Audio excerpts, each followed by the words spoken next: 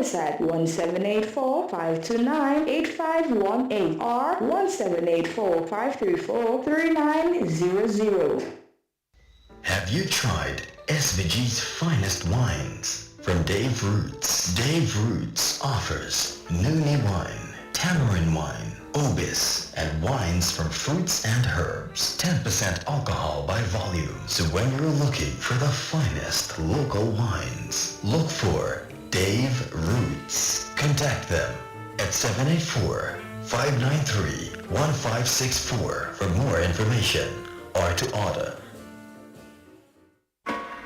Join us at the Layo Waterfront on the 28th of April 2023 as we come together and hold a barbecue bash to assist Cathy Ann Gaines Beat Cancer. On sale, fish $20, chicken $15, pork $20. For more info, contact Vakeisha John at 784-433-8306. See you there.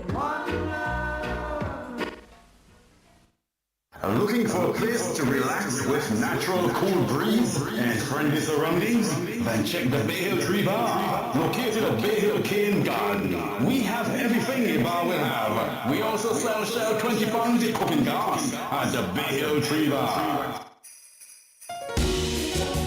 Hi music lovers! Jazz Tropical Project invites you to Jazz at Sunset, an evening of mellow music at Basil's at Villa. Sunday, May 7th from 5 p.m. Admission, only $30 single, $50 couple. Come, let the music soothe your soul. We see you there.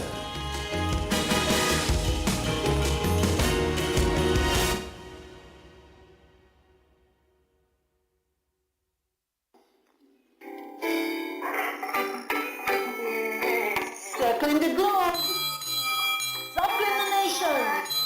This is BELLD the Nation. BELLD the Nation. BELLD the Nation. The biggest conversation on this side of the globe. I am Dr. Doris Charles, your hostess.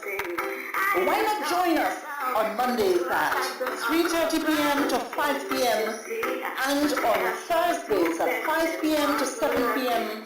for your bi-weekly editions of BELLD the Nation.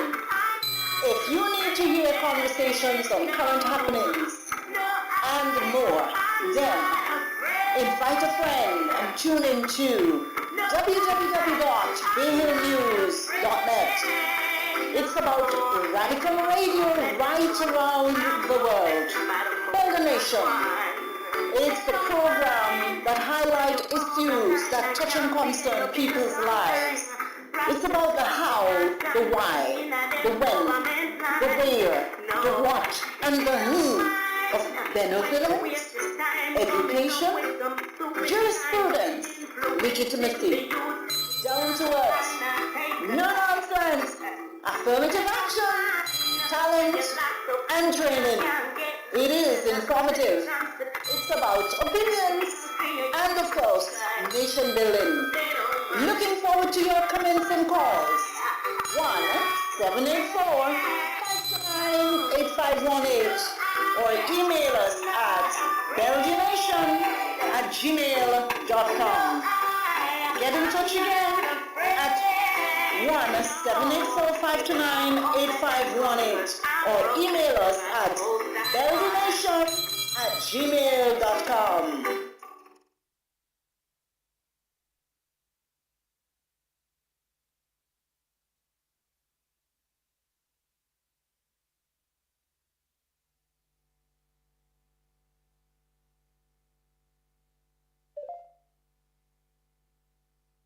Ladies and gentlemen, boys and girls, once again, this is BELLD the Nation. BELLD the Nation, the biggest contributions to conversations from this side of the globe.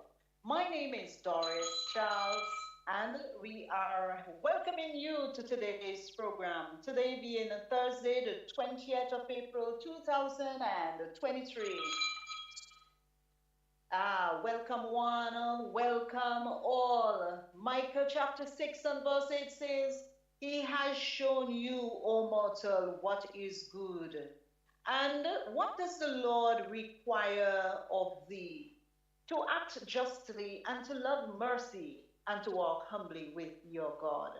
I trust that you have had a great day today and that all is well with you and your families. We come to you today with the compliments of www.bayhillnews.net. It's about radical radio right around the world. The number to call us is 1784 529 8518, or please text us at 1784 491 3923, or write to us at belldnation@gmail.com. St. Vincent and the Grenadines' finest wines are produced by Dave Roots, and for more information, please call them at 1-784 593 1564. And at Pesco Vegetarian, that special vegetarian restaurant, please place your orders at our number here at 1-784 491 3923.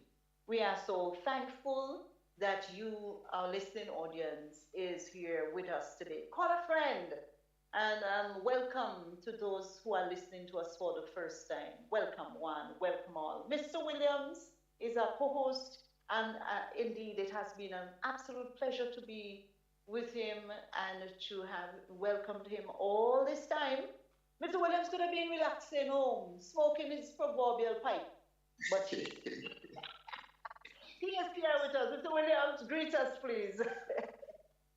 It's a smoking name. My mother is raised up here. It's a smoking now. She wants to know. Wait. Is it play pipe? Daddy, Okay.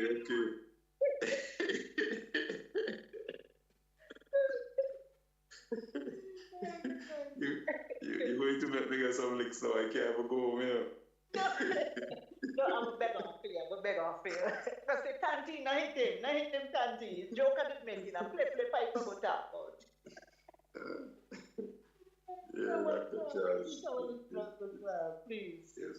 Yeah, good evening and thank you as always. I'm the one should be thanking you for giving me the opportunity to actually join you on the platform. But as always, my template is the same almost. That's first, I give thanks to the Hill News Network for giving us the platform to reach out to our fellow citizens of St. Vincent Grenadines and citizens of the world, because what we're encountering is more of a global issue, and it's really meant for local. And Dave Roots, our sponsor as well, who have been so sincere and supportive to sponsor us to keep us on air. And all our listeners, whether you're new and the regular, thank you. Those who also make the effort to reach out to make the program more interactive.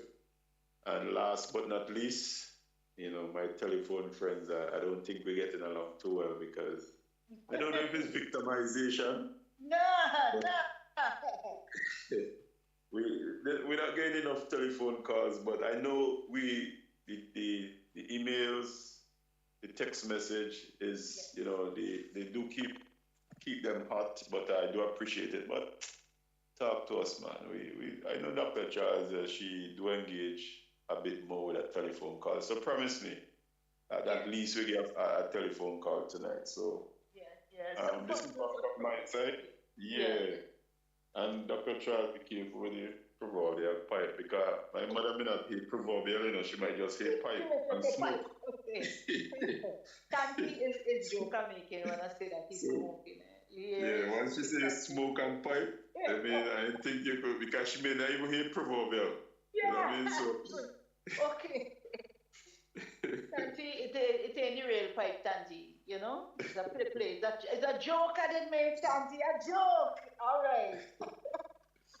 Yeah. This is BELLD Nation. And we do it best here, at www.bayhillnews.net. It's about radical video right around the world.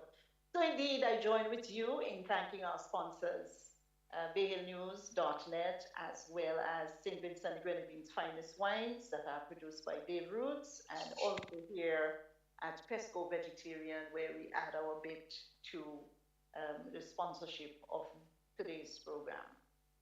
Indeed. So we had we had a protest. Yes, we mobilized relatively late, but nonetheless, we were granted permission to do a peaceful protest. Although some people say, well, you really need any sort of thing, any sort of permission from police, you could just go and do whatever you want to do.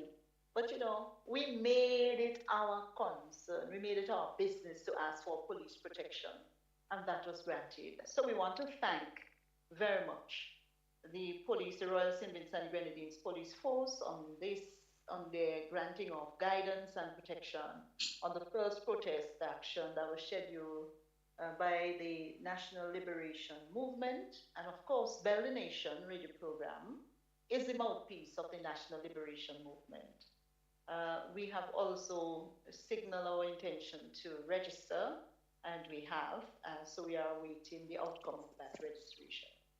We want to thank as well all our supporters. We want to thank the Honorable Godwin Friday. He's leader of the opposition. And we normally come up and tell him as is, and we are going to look into a review of politics in St. Vincent just now. But he was there, he was supportive. Rais Haruna was also on the front lines with us. And you, the general public, we thank you very much for listening to us. This is just the start of a series of public awareness programs that the National Liberation Movement will be bringing to St. Vincent and the Grenadines, to the members of our diaspora, and to the world at large, to see that we are a small island developing state, but nonetheless we have something to say. We have something to fight for. Our lives, you would agree with me, Mr. Williams, our lives have become greater than our own, meaning that our lives are now serving a greater purpose than just us. Sometimes you wake up at mornings and you say, boy, let me mix a bottle of juice, and you drink that and just be satisfied. And the other thing is, boy, you get a piece of breadfruit and a piece of saltfish, and that's it. And you couldn't be bothered with anything else. Not so with it can't be so, brethren. Once you have the means, come on, and you must have something, even a voice or something. You must have some ability to say, when you see a brother or your sister that is being disadvantaged, at least to say something. To say, hola, no don't so. He's one of we. And I always say this, Mr. Williams, that poverty has no color. It knows no color. There's no partisan politics that could divide this nation to the point of saying, well, they're suffering and the color for poverty is green, and Gerald suffering and the color for poverty is, the color of your poverty is yellow. Poverty is poverty. And so we are in dire straits here in St. Vincent and the Grenadines. Yeah, we need reform. We need a re-education of this general public for us to understand the dynamics of our internal development and our external dependence. So indeed, we are what we are, and we can be better. To onlookers, to those who stopped by, those who asked questions, to the news media that provided coverage, and so on, we say thank you. We are sending, though, an invitation to every Vincentian, everywhere, here in St. Vincent, in the diaspora, to join the National Liberation Movement. So we're open to receiving your membership from the age at which you are eligible for voting. So, yeah, so we embrace everybody. NGOs, consumers, householders, carpenters, bricklayers, masons, bus drivers, the youthful population, everyone who participated, especially so in our recent surveys, and who continue to call and to wish us well, and who want to see women in politics, and we'll get into that in a little while. So yeah, so that's the issue. You want to add your bit to that, Mr. Williams? Any thoughts there in terms of encouragement for persons to be part of the National Liberation Movement? It's over to you. Of course, I would more or less advocate for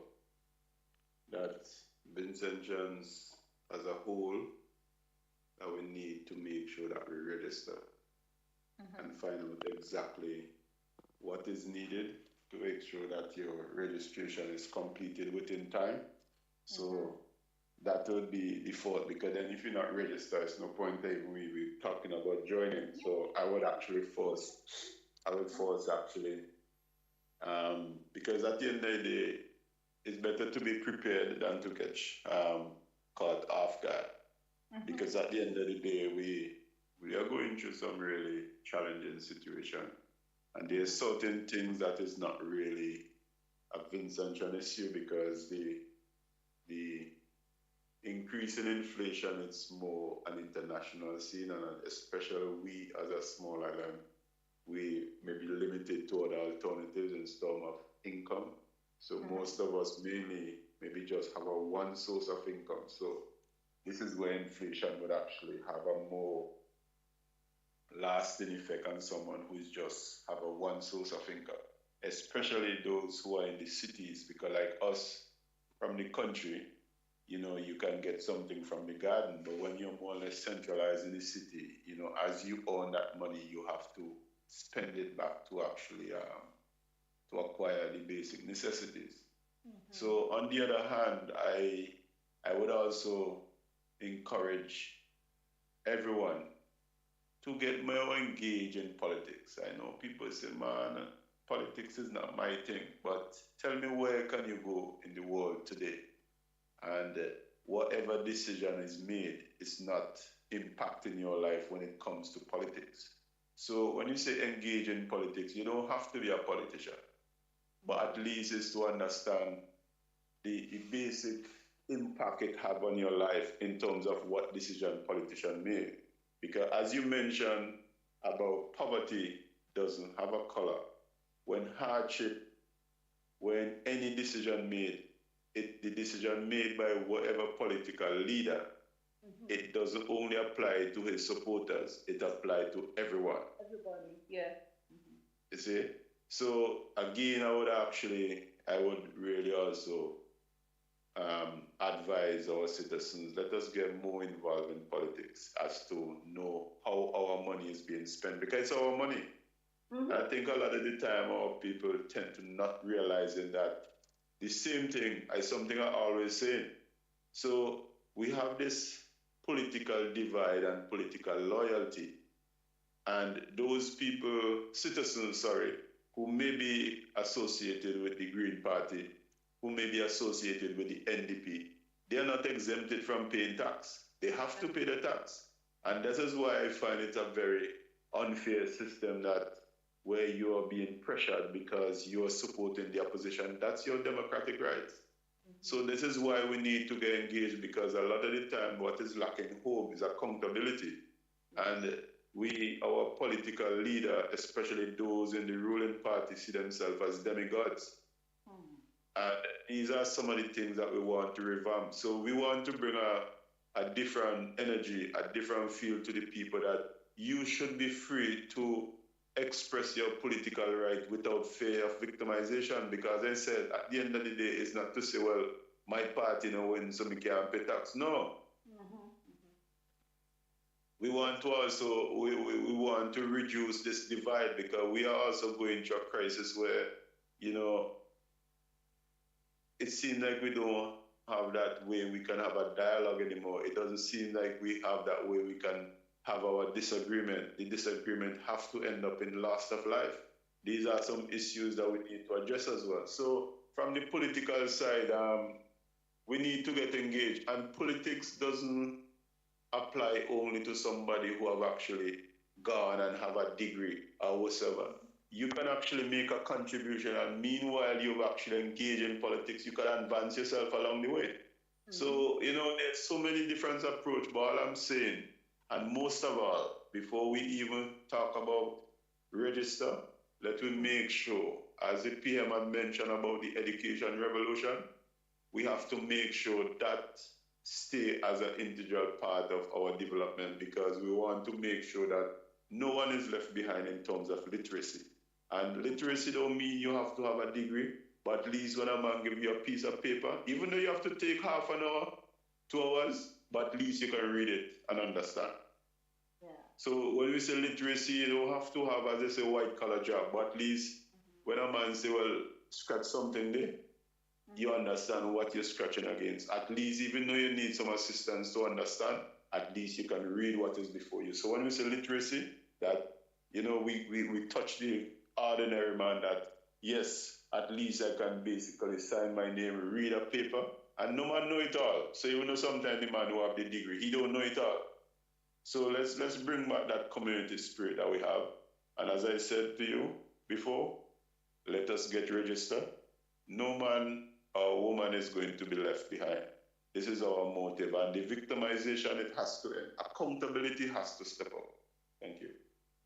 Thank you. And that's the reason why I always add this whole concept of education is important. For those persons who would have been, allowed an opportunity to go abroad, when you come back to St. Vincent and Grenadines, you should be able to use at least some of the knowledge that you have acquired and apply that knowledge to your situation at home, in the wider community, across communities, and you being able to as you all people say, you're able to say, you have a little saving in your head. You should be able to help your communities, and don't hold everything to yourselves. That's why the good Lord of heaven provide us with those opportunities that we go forward, we go abroad, and then we come back, you're able now to contribute effectively to your societies, to your communities. We want to look at the transfer of that knowledge, Mr. Williams, because it's one thing for you to come back and have this great degree. But what are you going to do with the knowledge? Some people say knowledge is power, but it's the wise use of that knowledge that is power. And then the person's coming back into some communities, they may not want to share. We are advocating you sharing your knowledge so that you're able to be more impactful, positively so, on the societies in which you are placed. So I'm glad for that punch when it talks about politics. Politics and education. Politics, the narrative says is that these are the activities associated with the government of a country or a particular area, especially the debate between parties having power.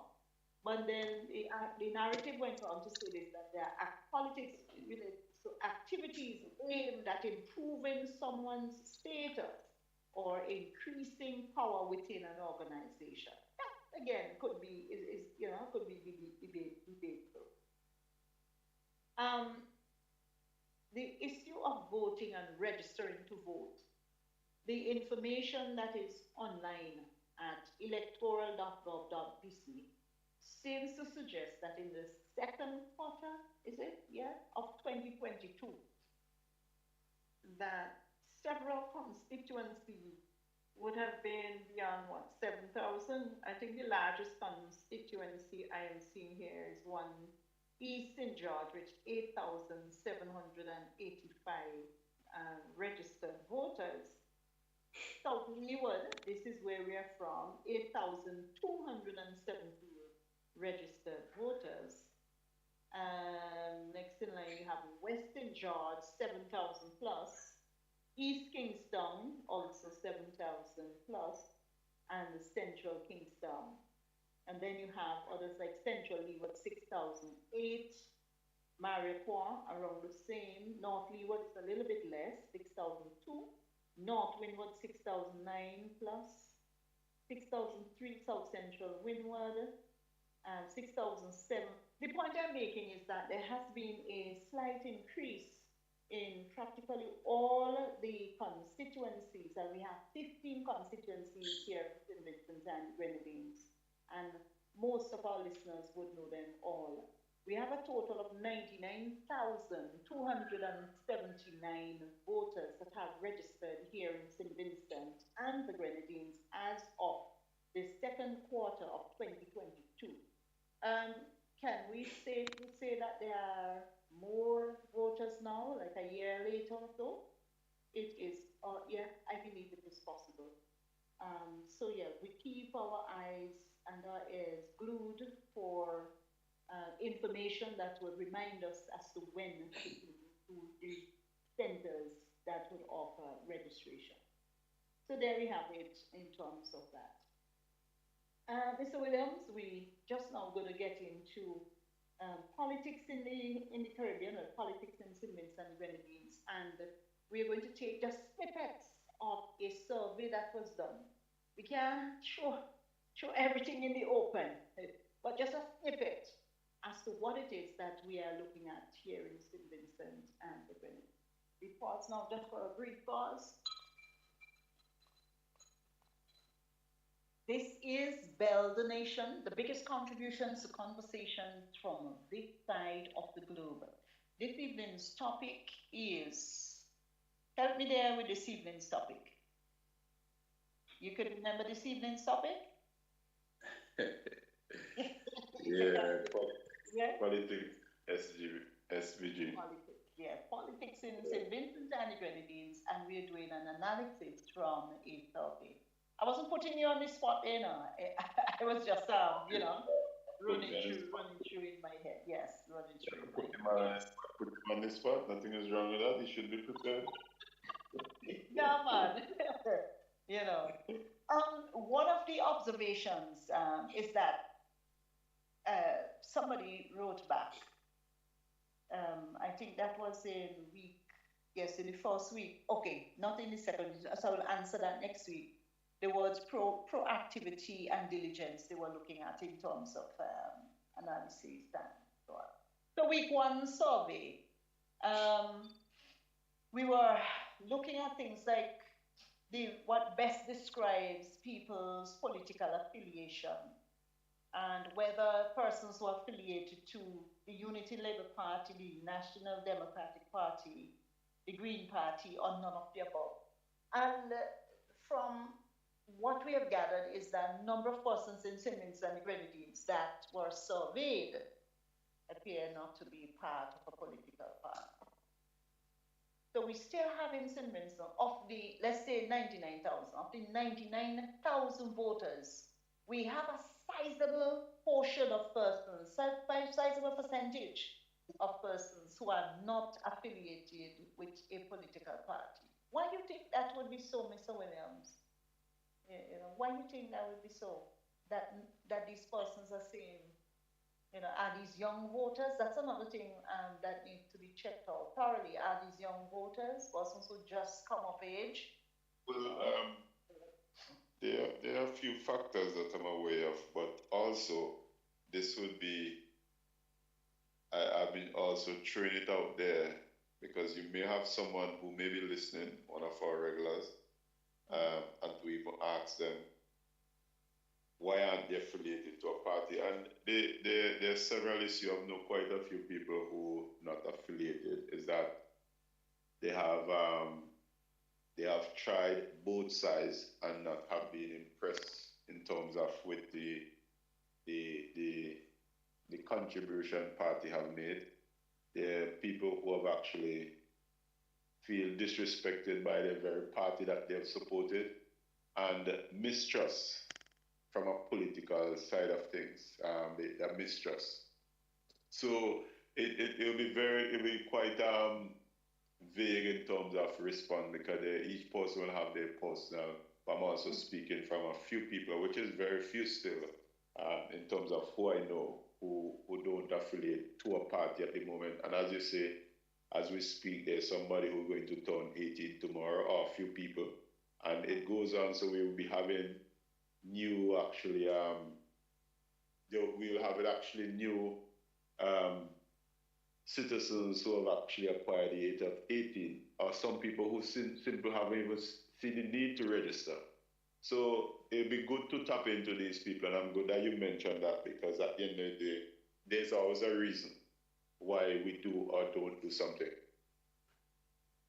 Could we safely say that this whole concept of voting along party lines may be one of the main reasons why some persons stay away from the polls, knowing and understanding that whichever it is, whichever person wins, whichever party wins, rather, we still going to get water and light. We still have to pay taxes. Um, we still, life goes on, and it doesn't really matter to me. Should we continue with that sort of mindset? Um, we still, it's a yes or no because again, from a personal point of view, we also, even as much as we might try to persuade that person, first we always will say, well, you know what, we respect that decision, and that's why we're here to re-engage our citizens because it's just like a relationship that has been broken. It can be rebuilt. And one of the thing, and it's not even the same. I don't think a relationship is a complete, is a real example. Is to see, as I said earlier on, that we can't be exempted from any decision a politician make. And I think sometimes what happens is that because it's not affecting us personally, we tend to see it is not important. But it's not until when it hit home, and if that's the way we have to react to things, I think it's going to affect us badly. And what I've seen really that's happening in St. Vincent, there appears to be a disconnect. Like those who are in power, they can do what they want, and those who are not in power, well, they can walk on. But we all have intention, and as I said, you're not exempted from paying tax. You're not exempted from any political decision. So what I'll say to those people, yes, we'll always have to respect your decision for whatever reason, but let us also look at it on a bigger scale that we are also setting a platform for our future generation. So we are the foundation. And yes, we don't expect everybody would vote, but let us see if we could not only the education revolution, let us also have a revolution of political engagement, political consciousness, because at the end of the day, it's just like politics is our home. So if you don't understand how your country is being run, it's just the same as most similar, you don't understand what's going on in your home. It's not directly our home, but it's a home within a home. So every political decision, we can't know everything, but at least we should stay engaged because it's going to affect us. And we're talking about our children because all of us, whether we have children, yes or no, there may be somebody in society, or matter of fact, we want to see this society as a whole go forward. So it's not a personal thing. So we have to understand that whatever contribution we are making it for Vincentian as a whole, and those who are visiting, they should also benefit from, you know what, I would want to go back to St. Vincent. I have a friend I would like to tell them, visit St. Vincent because it's a place that is, so this is exactly what we want to do, is also to sell ourselves globally. That is a place that we would want people to enjoy some of the hospitality and the serenity and everything that we have here in St. Vincent. That's a very principled way in which you look at this issue. It is interesting to note that I was having a conversation just yesterday with somebody, and they were saying when you vote along party line, you're expecting that your children in the house would vote along those same party lines. You're expecting that your husband and wife would vote children, the grandchildren, the great grandchildren, because you come up against certain persons who say to you, well, my great grandfather used to be a labor man, or he used to be a Joshua man, and we don't turn, or my grandfather used to be a labor man, and look the way they come with that voting labor. Even if there are policies that just right out front, you see, boy, definitely, this is bad for seniors. How do people's mindsets out from that? Because they are bent on supporting what their parents and grandparents say to them. So those are some of the things we are up against. And we have, yes, we have an education revolution, but you also have the politics outside of Symbols and the Grenadines that tend to influence us. And if there is a particular party, yeah, probably even the color, red, let's say red or green. They say, all right, we vote in green as well in the Caribbean. There seems to be sometimes a swing away from one party, and again, that swing will affect, other Caribbean territories. In some instances, it doesn't, but some again. So those are issues that we have to grapple with here in Symbols as we come up to our own consciousness as new voters, as sitting down and understanding why do I really do this? Why do I vote along party lines and the policies of that particular party? I'm only benefiting me. I'm only benefiting the rest of my family, but the others, I mean, they could go to France and we don't care.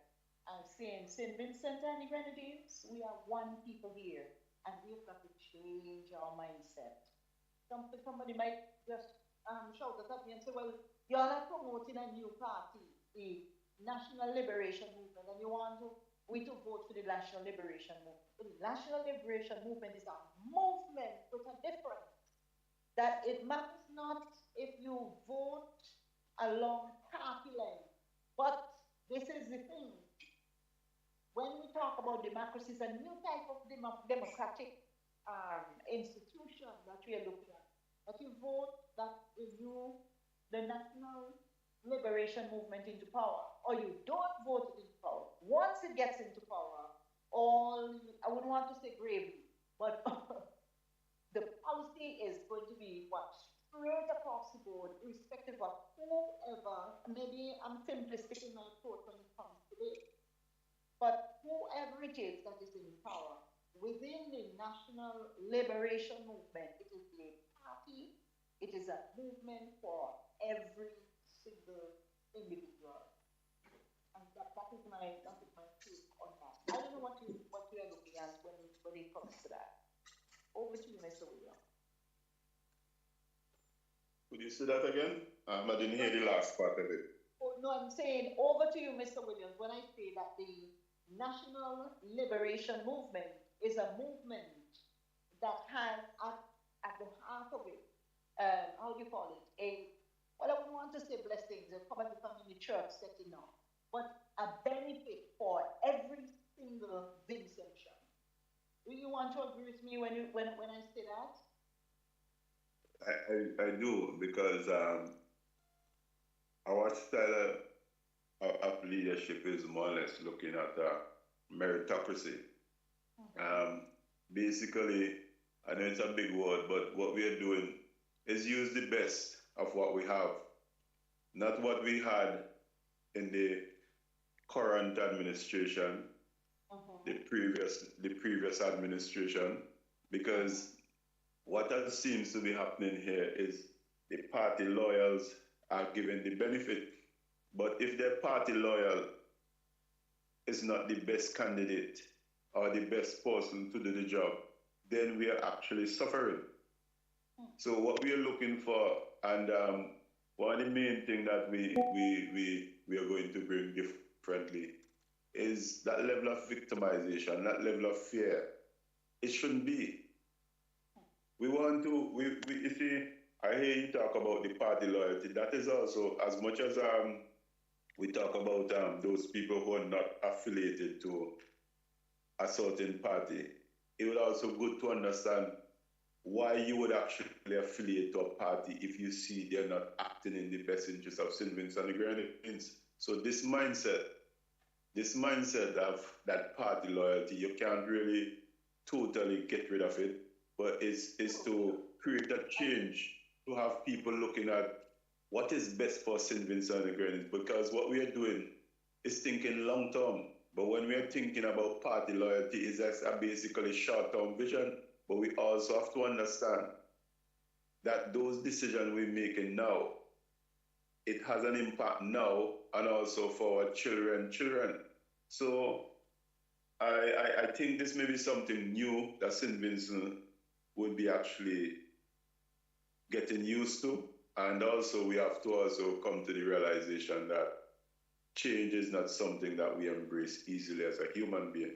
So there may be a bit of an uphill challenge, but as a new kid on the block, what we are trying to do is change that mindset, bring back that community spirit, because St. Vincent is here, as I said, not only for the citizens, but those who are visiting. So you should, when you look at places like the UK, yes, there are people who have party loyal, but politics is not something that is discussed in a divisive way where you cannot even have a political decision. Because when I hear someone discuss politics on this side of the world, it's basically which leader is going to take the UK forward. But home is who going to give me a piece of lumber. Nothing is wrong. There may be people who need personal help, but that is not a visionary leader. This is only for personal gain. So, and I'm not surprised that the country is heading in this direction, because once I get where I want, I don't care about the rest. And I'm not trying to say that, PM Gonza will have all the answers, but his style of leadership, I think, is more or less running out of ideas. Mm-hmm. I think running out of ideas is a bit of an understatement, but lost vision. So we are actually bringing something new, and all I'm going to say is that let us stop holding on to party loyal. And this is not really like a campaign strategy, but let us be more open. What is benefiting? What is actually benefiting? What can take St. Vincent forward? And we all have something we can bring. Mm-hmm.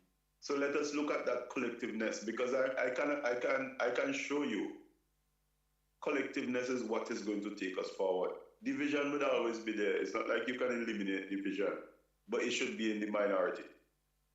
Mm-hmm. And I'm still reaching out to our listeners.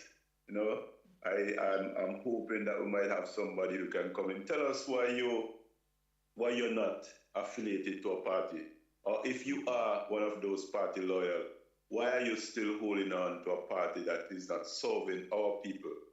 That is something I want to hear, and I'm hoping that we can get someone, a few of our listeners who can come in and say something, especially a telephone call.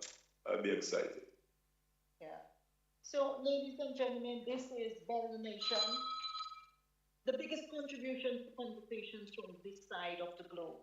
And although you may not hear a number of us speaking here at this level, we are actually monitoring our phones and looking at our Gmail accounts and picking up on information that's coming to us. This evening, though, we are analyzing aspects of the survey that you have responded to, and you have said to us that you belong to this party or that party, but we are recognizing that in the majority of our survey that there are a number of persons here who are saying that they do not have a current political affiliation. So we are talking to those persons that are locked on to www.billionnews.net. It's about radical radio right around the world. The number to call is 1-784-529-8518. This is BELLD Nation. BELLD Nation, the biggest contribution to conversations from this side of the globe. And I'm speaking with Mr. Williams. Is it 100% Vinci to the bone or Afro Vinci to the bone? What is it? African Vinci or what? Or Vinci? 100% Vinci to the bone. Yeah? Force have to always be the force, Okay. I'm an African who happened to born in St. Vincent. So I don't think anybody would be upset, because at least, even though I may say I'm an African who was born in St. Vincent, that's why I'm here. It's not like I don't even need to say it, because my real contribution now is to St. Vincent. But that energy is actually an African energy. All right. Okay, I hear you. All right. I just asked you now. I notice you pushing. You start off punching me in my ribs, and by the time I finish, I might have to check into the All Okay. The second question that was tabled was, are you interested in becoming a member of another political party that you will be able to trust? And interestingly, the percentage there is quite, quite interesting. That are persons interested, you bet they are. You bet they are. And this is this is really something. Why would persons, let me backtrack. So they're not, the majority are not affiliated to the current political affiliation, huge percentage. Are you interested? You bet they are. So what is it that will be preventing them from actually going forward? Is it this type of party? Is it this type of party politics? What? So these are some of the issues that are confronting us. People are interested in becoming a member of another political party. They are. Is that a good sign, Mr. Williams? Is that a good sign that people are interested in becoming members of another political party that they are able to trust? Are you there? I think your hand you're Oh, on mute. yeah, sorry. Yeah. Go ahead. It is a good sign Mhm. because this is just my opinion from, you know, keeping abreast with what is going on. And as a matter of fact, we do have conversation with my fellow citizens. Mhm. I am speaking from my personal observation and several of my fellow citizens who we do converse from time to time. I think we have reached a stage of an exhaustion. Um, I believe our PM who have lost vision, you have lost respect for our country, and I know that we deserve better. So we are actually in a state of change. We are in a state of suppression where victimization seems to be the order of the day. If you don't come to Papa, if Papa don't have the final say.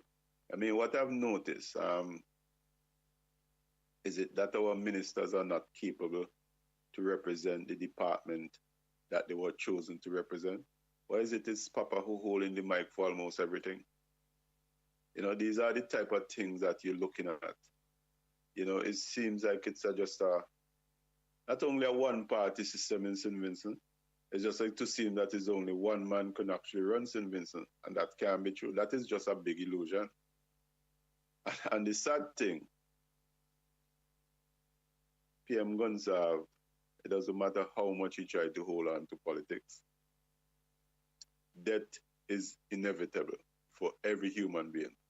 So I think somebody need to tell him that we can lie, we can steal, we can cheat, but when that time comes for us to leave planet Earth, there's no political affiliation, no money, nothing. So somebody need to tell him. No, It's time for him to I go. think he understands that because there's a video that captured him, is part of his speech that is going around now, making headline news around the place, and he was talking about the churches should stop preaching, not to that effect, it's frightening him about going to hell, and they want him to go to heaven. So at least from that, one can deduce that there is a consideration between heaven and hell that is going on between his head, somewhere in his head. And I think he has been brought to the realization that one day he will die. Um, That I didn't interpret it that way. well, people could interpret it differently, but Yeah, there yeah, must yeah. have been, I yeah, there must have been a consideration in his head to say, wait a minute, one day going die. And some people frightening me, telling me about hell, and some again want me to go to heaven. They're telling me this thing, and again, he's basically saying he's frightened. Such But as instead of Yeah, instead of being frightened, I think he should be at the stage now where he decide, wait, if by virtue of three score and ten, and he has achieved that, and I gone over the rest, the Bible did say that at least is a blessing. So the rest of his life, he just come to a realization, boy, me can't hold on to this life here forever. Let me just behave myself and and live my life as morally upright as possible. Because he also said he's a Christian and that he had the good book. He doesn't read the Come Bible. on, man. Come Oh, on. he said this. He didn't tell her the man says that's read the Um, Bible. eh, He's a friend that he eh, said that.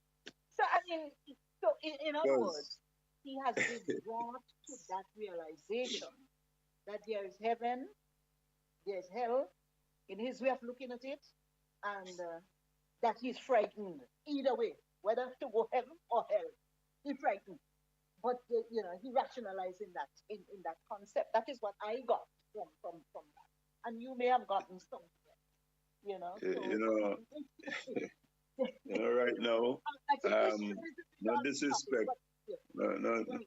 no disrespect to the PM, but I don't even think there are room in hell for this man. Trust me. All So right, thank you very we got to really make some negotiation up there with Satan to say, man, hey, man, No, we you can can't. squeeze him in. No, you can't. Hold on. That's a topic for another Yeah, conversation. Yeah, yeah, yeah. yeah. Good afternoon, listener from abroad. Good afternoon is saying good evening, good afternoon, all. I believe that those who do not engage in voting or politics are those who do not understand the importance of choosing a good leader or a leading party to bring the country and themselves into the 21st century and to help all the citizens to progress. And then the other one says, until we begin to explain to our children and youth the purpose for voting, they will continue to be detached from their political system. Yes, I want to thank you very much. Yeah, so we also have another says that all that is distraction. And when words are written in bold, they are telling me rather, that all that is distraction, meaning, I think they're referring to, they're referring to the comments that are made by yes. Okay, so the person said this. They're referring to the comments made from the when you're talking about heaven and hell. So that's a distraction, probably from all the social ills that are going on here in St. Vincent and Grenadines. Thank you very much, listeners, for making your contributions this evening. We are coming to you live and direct from St. Vincent and the Grenadines, 150 square miles of the small islands, 32. We are living on mainland St. Vincent. Um, and the Grenadines, of course, we have those smaller islands there. They range in several sizes. I think the largest one is what, 10, 15 square miles also, or less than that. But nonetheless, we are a population of 110,000 persons here in the Caribbean. See, we have a tagline from the tourism department. It says, St. Vincent is the Caribbean that you are looking for. But for some, it's like a stretch of the imagination, and we're saying that inland, among us, we can do better. We can be better. And we are striving to be better. And that's why you have a program called BELLD Nation. It's the biggest contribution to conversation from this side of the globe. Mr. William, here is another issue. Okay, if you were to be given the opportunity to become the prime minister, you would do the following: ignore all the concerns of the citizens and continue to do your own thing. Allow foreign direct investors and other external agencies and organizations to dictate your fiscal policies and so on. That is internal to your country, no? Or create a new development path for the island in collaboration with colleagues from both from both sides. That is from both sides of the political spectrum.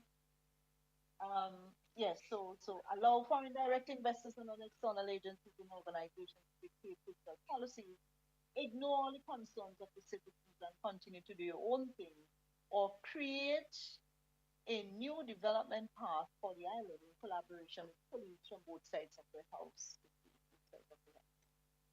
Yeah, and would you believe that the responses that we got for that one was quite telling as well? Quite telling. Create a new development path for the island in collaboration with colleagues from both sides of the as a Prime Minister of St. Vincent and Grenadines, as a future Prime Minister of St. Vincent and Grenadines, would you want to reach across and say somehow or the other from other members of other parties with different policies and agendas? Would you want to reach across to them and get something from their manifesto to put into um, your your idea about the development path for the country? Would you do that as a prime minister?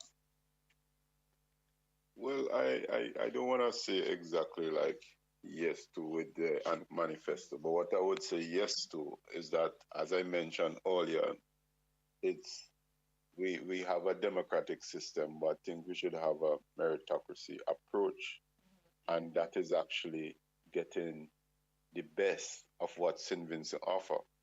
So so it's not saying directly yes to the question you've asked because at the end of the day, we're living in this media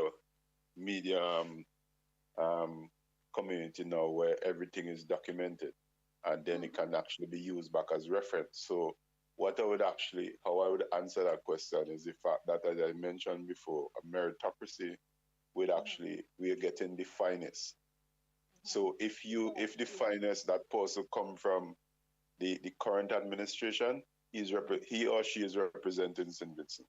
If the finest come from the Green Party, he or she is representing St. Vincent in their best interest. And if that person that we need come from the New Democratic Party, they're there to represent the best interests of the citizens and visitors of St. Vincent and Grenadines. And if that person come from the National Liberation Movement, because what we are doing is working collectively. And if you look at it, you look about you look at your body, it's a collectiveness of organs and tissues that function. You look at a vehicle, it's a collectiveness. You have the tire, the steering. So collectiveness is all around us. You look at the tree, you need the root, you need the branch, you need the flower, you need the bees to actually. So collectiveness is really what taking us forward. Because if you look outside of nature, tell me what can you identify in nature that do not need the support of something else? So I think is after we get so caught up sometime in leadership, because the sad thing about it, look at our current prime minister. I don't know if it was a gimmick, but even him being in power, he cannot be in power on his own. It's a collective body because he don't know everything. So to see that this country is being led that way is sad. So yes, come back to your question. It's collectiveness. So wherever it come from, but we just want to make sure that we use the best. And not only that, we also have to, the people that we have leading St. Vincent, we cannot be comfortable or stagnant to say, okay, I've get in office now, I reached the mountain top. No, we are living in an ever-changing, ever-developing society. So also, whoever is actually being selected for that role, where there is training that could enhance their ability to make sure that they would always stay abreast of stuff and be effective, that is the kind of approach that we're having. So no one is actually staying dormant, especially the world we're living now. Technology change so rapid. So constantly, we have to make sure that even the person who is selected, they also have to be open to keep advancing themselves. Or if not, we will have to actually make sure that the best person is there not only to solve, but also to stay abreast, to keep develop, and also you respect every man around you, whether that person is just for cleaning the office, they're also part of the whole. And that is basically how I'll answer your question. Mhm. That's quite interesting because that jumps us now or pushes us to the next option, next question here, which is select any three of the following options for the basis on which you would accept the political candidate. And I'm saying out front, research all the channels before you make your choice. Next in line, we have things like attend events where the candidate is addressing the people. The next we have is look at newspapers in the article. Articles in the newspapers. I'm talking backwards now.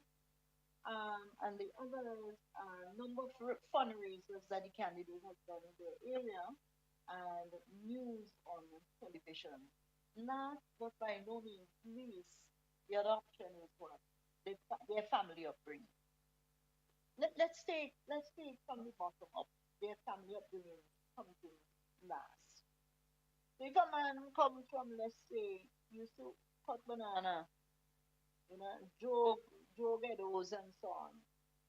For those who do not understand what I've just said, jogging edos means carrying lots of edos on your head from one point of agricultural plot of land to another. Sometimes you have to, in rain, we have to endure heavy rain, torrential downpours. Um, what else again? Your skin gets scratched up and so on. You sometimes have to go cross the river and come over, swing over a piece of rope and so on, making a living. But you go through the rough, and that your family was that kind of individual or those kinds of individuals. I say that to say sometimes people in our society look down on those persons who really made it, really rough, come up real rough. And from among those persons, they may have one or two individuals that they send to school and they would raise their heads. Eventually, those same individuals may not want to go back to the mountain, put their hands in dirt and so on, decide now, well, they have put on a collar and tie and they reach. They now have, from the education revolution, they now, they have a master's in economics. What do you say to that? The family upbringing of the individual. That's one way of looking at it. Or they may have been some curse birds on the streets, or they fight and smoke and beat up and drink and so on. But eventually they sober up somewhere along the line and they decide that they want to be a politician in this country. A woman may be a prostitute at one point in her life, in her lifetime, and then eventually somehow she sobers up and decide, okay, I'm going to change my life around. But she would have been associated and still is associated with her family members because they love her and cherish and so on. What the survey is showing us is that the family upbringing of the candidate, although it means a lot, it is significant somewhat. What say you about that?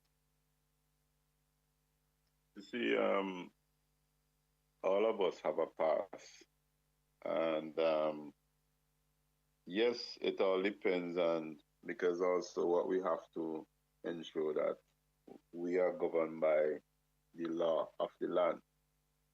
And also, there's certain law also, after a while, can lose its effectiveness and may need amendment. But on a personal level, until that person didn't do anything in a sense that can really hamper them moving forward, we have to give everybody an opportunity to grow. Because when you look at, especially as you're talking about someone we actually grew up in, and you have to understand the impact of family and society can have on an individual. But if you see someone as you mentioned it quite clearly, you know, that who have, yes, they have a past, and then you see that they don't want to identify with that past anymore. Won't we be happy and to also use that person as an example to send a message to our society to say, here, where you begin don't have to be your destination. So I'm glad that you raised that point because at the end of the day, we're living in a very judgmental society. And I know that, yes, sometimes we can do some things that can upset family or even upset a nation. But also, that very person, when we send them to prison or we might charge them, you're looking forward for them to change. So if that person is making that change, why shouldn't we be happy for that person and also encourage them? Because that encouragement can not only making that person feel welcome, but also inspire them to greater things. Because you know what? If we look around, I mean, I can't really think of anybody now, but I'm certain there should be not one, but many people who have actually developed themselves from what you've just mentioned. And you know what? It'd be nice if we could have actually even get someone, and I'm saying that you may not have to, as you mentioned, have a dysfunction family, but even who have gone through hardship. Because, you know, there's even, it's not the same, but I've known there were people who went to school with us. And at those times, the benchmark was once you pass common entrance, that was considered the benchmark for having potential. But then there were people who passed common entrance and after a while lose vision and fall out. And there were people who didn't pass common entrance and they developed themselves brilliantly. So I think it's a valid point that you make because what we need to do, I remember, and I'll give him credit. I don't know if he got it from someone, but in my community, we have one of our elder, Nazim Brown.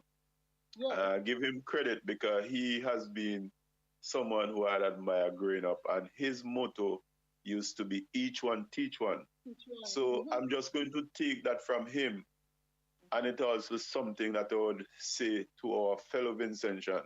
Instead of kicking our fellow citizens to the ground, yes, don't get me wrong, somebody do something hurtful, you know, your reaction, I can't tell you how to react.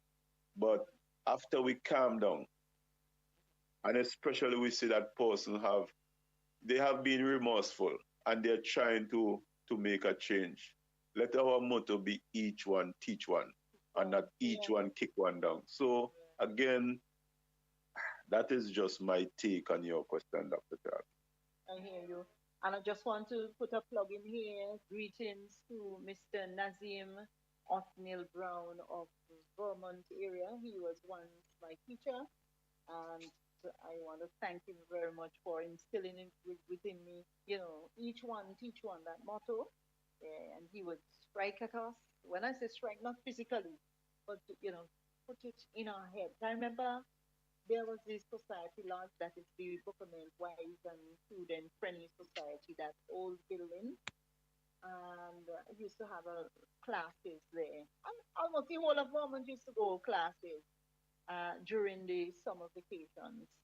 And he would sit us down and teach us little things with commerce and so on. And he was one of those who you would call a trend setter, an educator. He was one of the first persons who I think went to Jamaica to study and then came back to the islands. And we admired him greatly. He's now retired, but nonetheless, Mr. Brown, we're shouting you up and say thank you for being our teacher.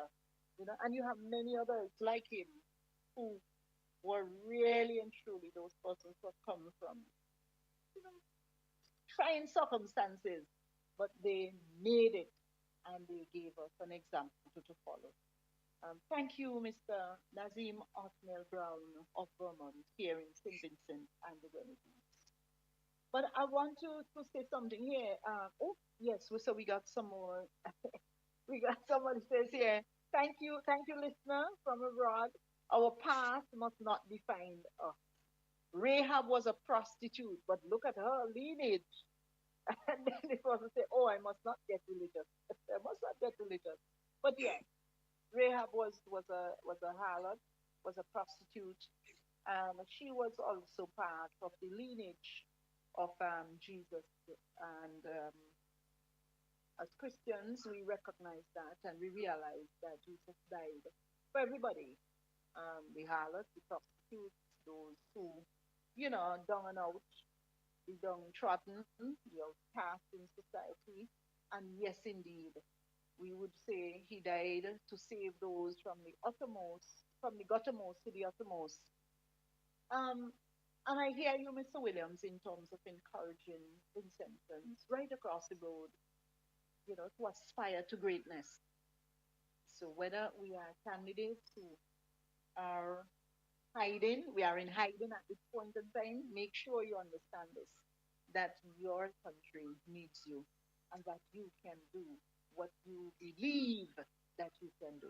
Be the best expression of who you are by God's grace. It is all things are possible.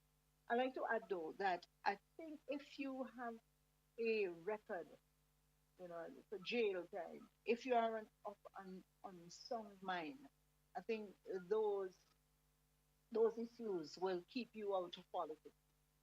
Um, but I want to, because they're captured within the law to define those persons who would be future politicians.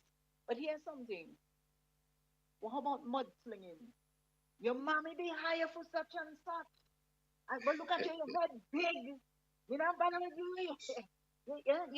and such and such. Your mother used to bake. Uh, that is, and you expect that the son of a baker could rule me and take me away. Look at how your nose big and that sort of thing. Those are some of the things. And worse, people say all manner of evil. Some people say all manner of evil when you strive towards the excellence or the office of excellence being that of a politician. What you say to and mudslinging is the use of insults and accusations. Sometimes they make up things on you.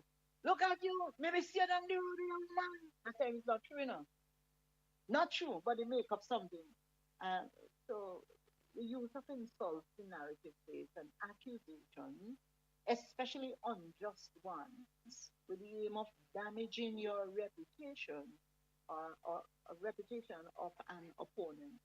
And so politicians seem to rely on mudslinging instead of an argument. And I get back to this issue here where someone sent us to say, okay, hold that thought, listener. I'll come back to you on this one.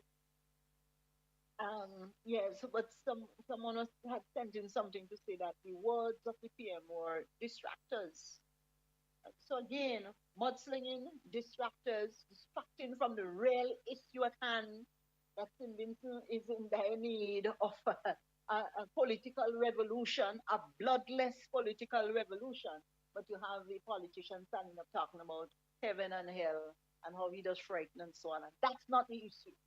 That's not the issue at all. And I'm thankful that we are reminded of that. And again, mudslinging has the same effect of sort of like destabilizing our focus, distracting us from the real issue that here is a young man or a young woman coming from Vermont, coming from number 8, coming from a section they might call up the dark hole or dark view down in Chateaubriand, and they don't want to associate with those persons, thinking that boy now they can rise higher from where they have come.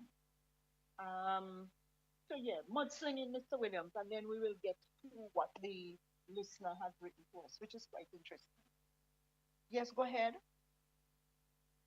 Mr. Williams, you were talking about that mudslinging. I think you are on. You put your finger on mute. Yeah, yes, it's okay. You see, mudslinging. It come back to what the listener just wrote. It's a form of distraction, and yes, that can actually come at it can be caused by many reasons, as you mentioned about the family affiliation. You know, sometimes they sign off that family. Okay, you know what?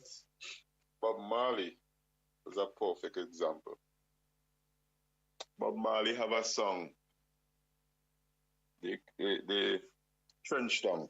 And if you listen to that lyrics, Trench Tongue was, when I was growing up, it was something similar to like Pause That, because Pause That had carried that kind of name. It's like, is it Jugs then? You understand me? And Bob Marley have the lyrics that they say that nothing good could come out of Trench Tongue. And there was a part in his song, he said, that's what they say. And Bob Marley is a perfect example because in Trench Tongue, it was considered one of Jamaica hard ghetto. And he was telling them, good things can come out of Trench Tongue. So as you're speaking to me, you know, Bob Marley he's such a legendary artist that he is still relevant to today. So it's just to show you how far mudslinging can go. And Bob Marley have showed them that he rise above the mudslinging. Now, Bob Marley have, I mean, the Marley is a brand. And you know the good thing is that what you call it, that the children are still make sure they're protecting that legacy. There's something I was following, but I don't want to mention too much about it because I'm still investigating it. I even see something just pop up on my phone where Ziggy Marley go back to Jamaica and was in the process of doing a documentary in relation to the family.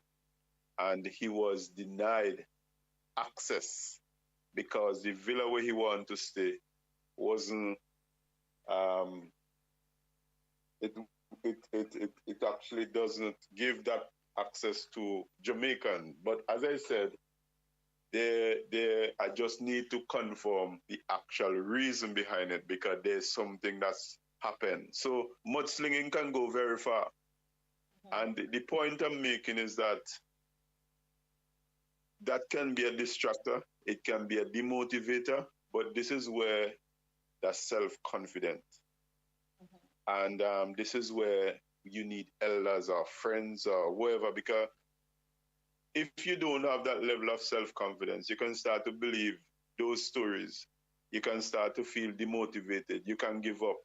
So I'm glad you mentioned that because I don't think any of us really is exempt from mudslinging. We may have encountered that in some aspect in our life. It may not be to the impact that to distract you or discourage you from something, but sometimes the mudslinging can actually amplify it and affect you so badly that it can actually deter you, distract you, kill your confidence, and it can even hamper the entire family. So I'm glad you mentioned these things. But one of the other things as well that we're living in, this global community that we're living in, we have a tool that we can counteract these mudslinging because before, you know, it could have just been one-on-one, but there's so many ways you can actually deal with that because these are things now can be exposed out there and counteracted in many ways. So, I find tonight, well, and let me don't say that because we have many engaging and interesting topic, but I'm glad that, you're throwing some really good questions at me tonight. I'm hoping I can really deliver, but yeah. Yes. Here, somebody says it. Thank you again, listener. Thank you. Listener says, even a bad person have the ability to be good if they choose to. Please remember that even Barack Obama was a smoker of weed in his youth, and look what he became.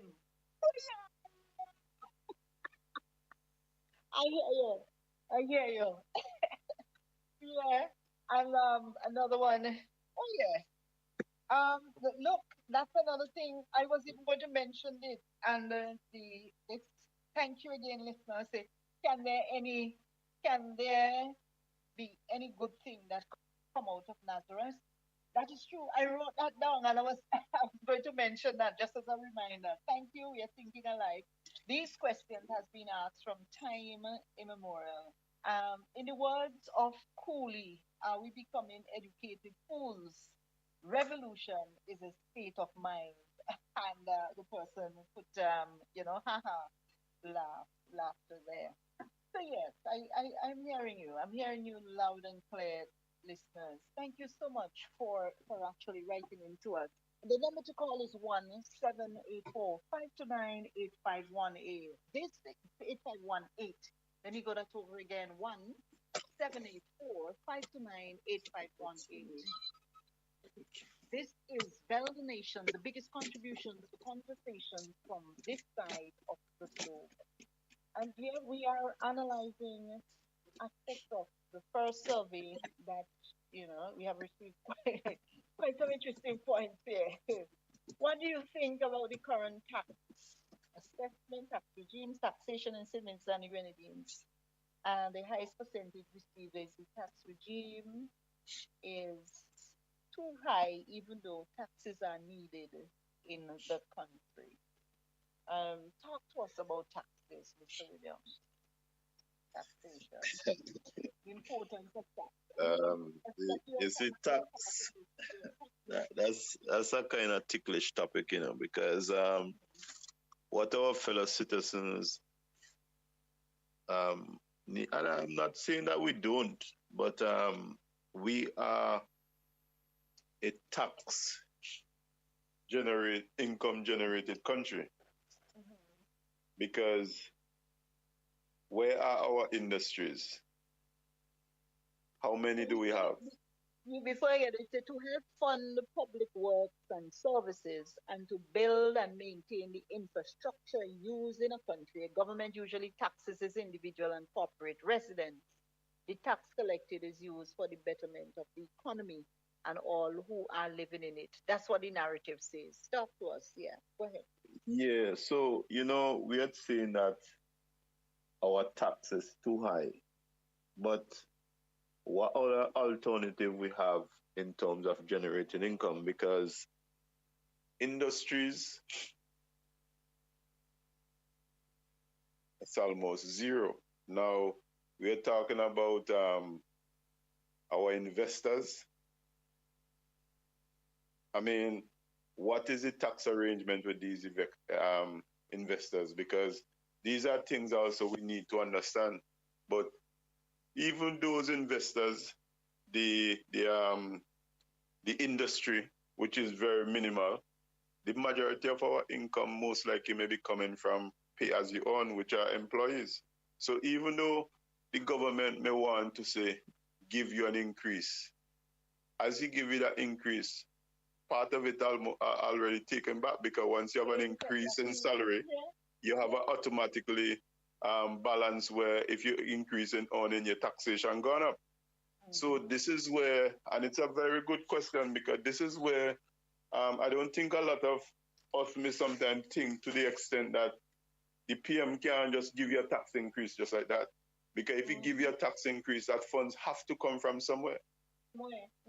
And then where are we going to generate it from? And that is why you see the National Liberation Movement, one of the main objectives is to make sure we actually revitalize, not revitalize, we actually have to, we have to rebuild our manufacture sector, because our sugar mill gone long time ago.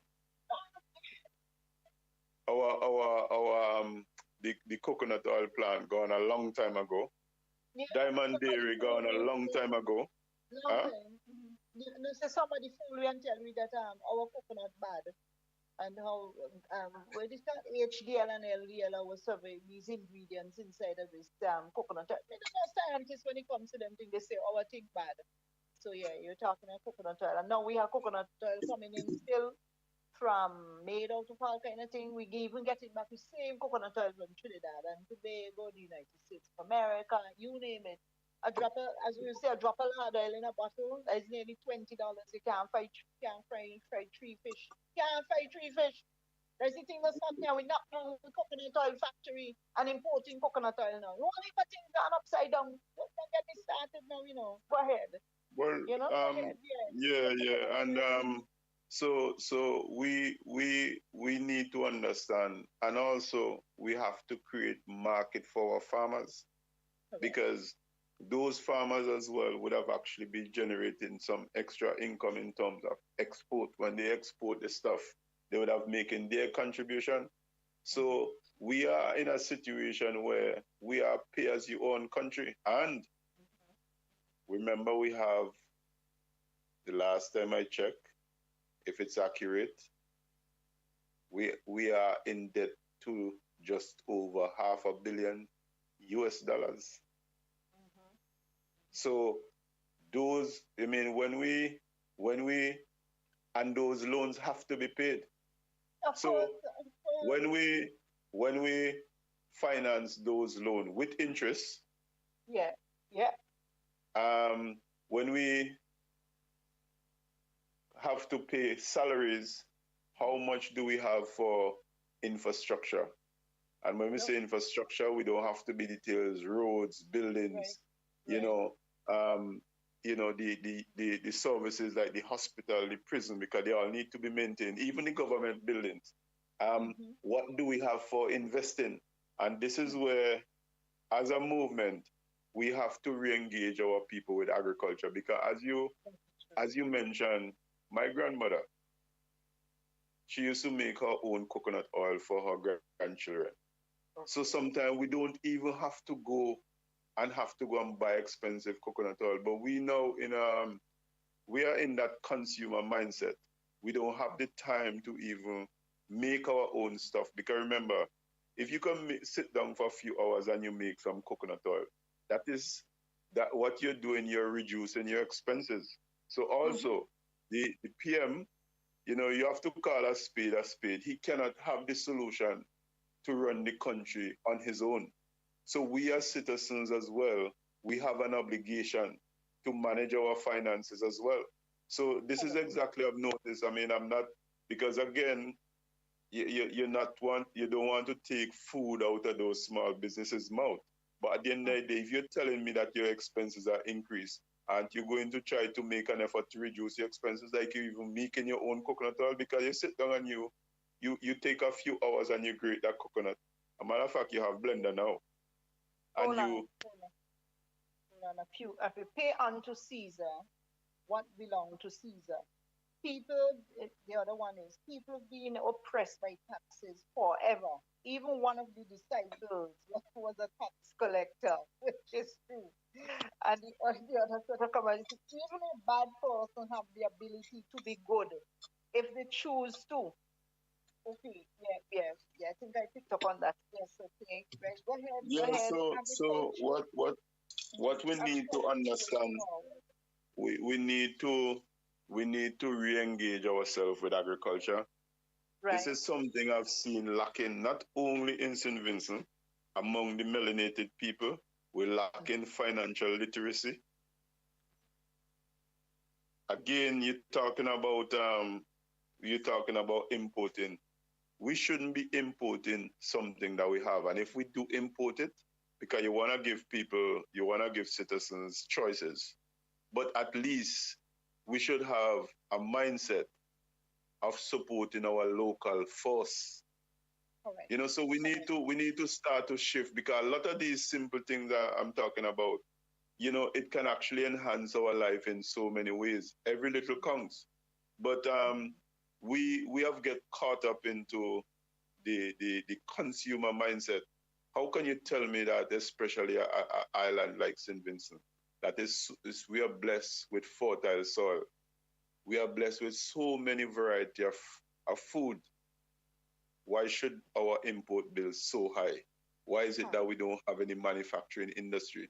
So what I'm saying to our fellow citizens, let us actually take some time out and reinvent ourselves. We can do it. We can reduce our costs. We can't depend. I'm not trying to say support the Prime Minister, but you have to give the credit where it's due. We can't depend on him alone. And right now, we can't even depend on him really at all, because it seems like he's losing vision. So this is our opportunity. It's just like it's just like when you put a tire on a car, that tire has a lifespan. And right now we think we need to replace the tire in St. Vincent, because it have done everything. It has reached the legal limit. So now we need to replace it. And that is how I see our Prime Minister. We have to give him respect. He Yes, made I some hear you. contribution.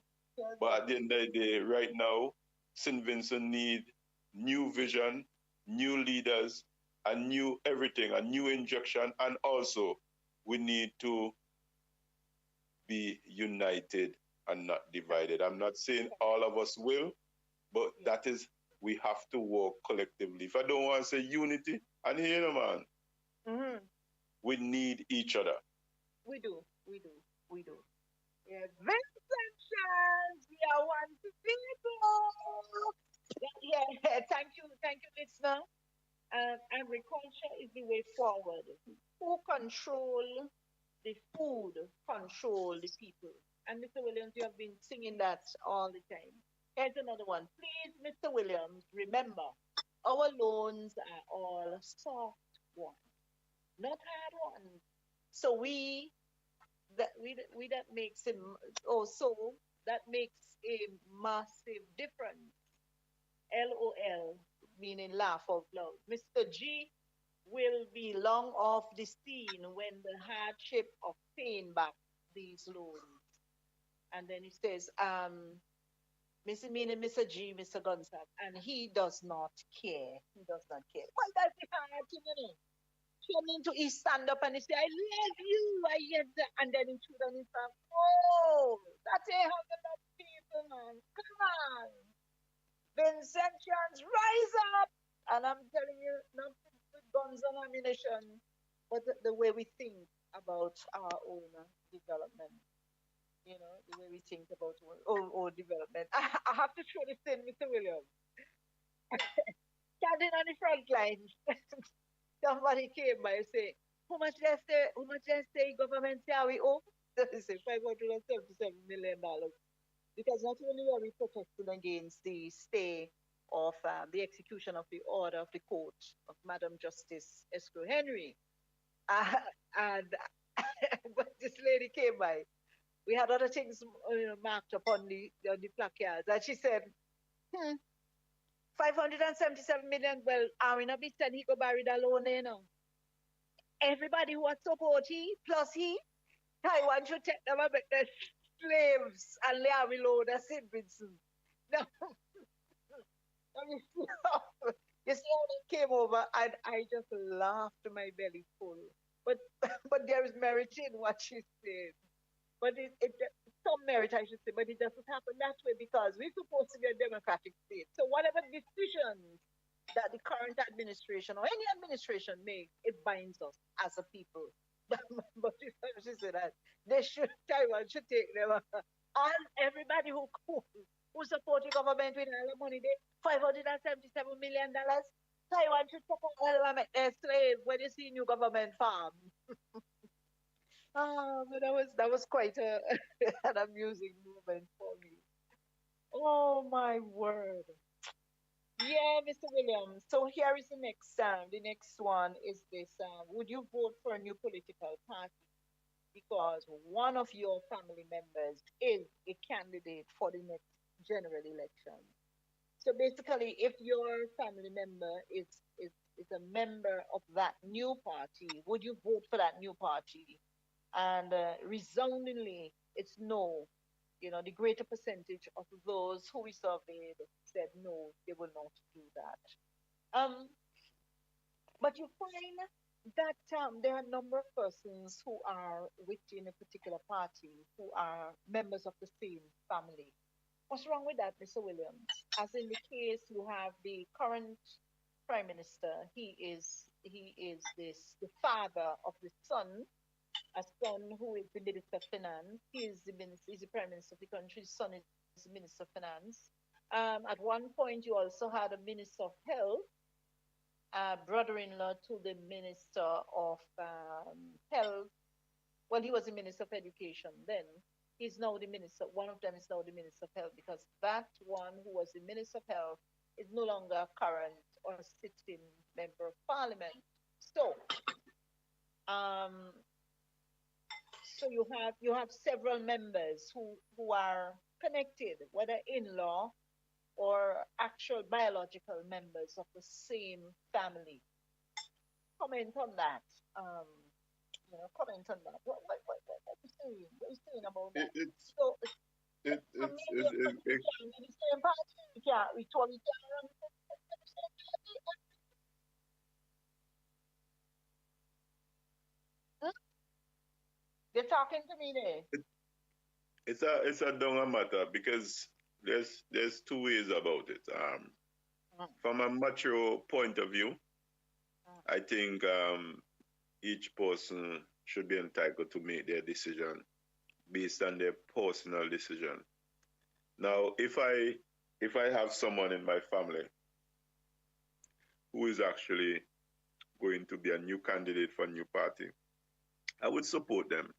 The fact that it's my family and they're venturing out in something new, but then mhm, after that term, then that will actually give me enough information to know if I will continue to support them because it's your family, it's your son or whatever. Why won't you support them? You should be their first supporter.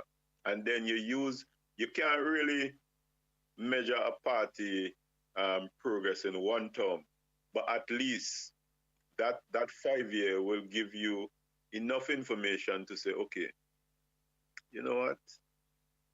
I'm impressed with my decision. So from that point of view, I'll say yes.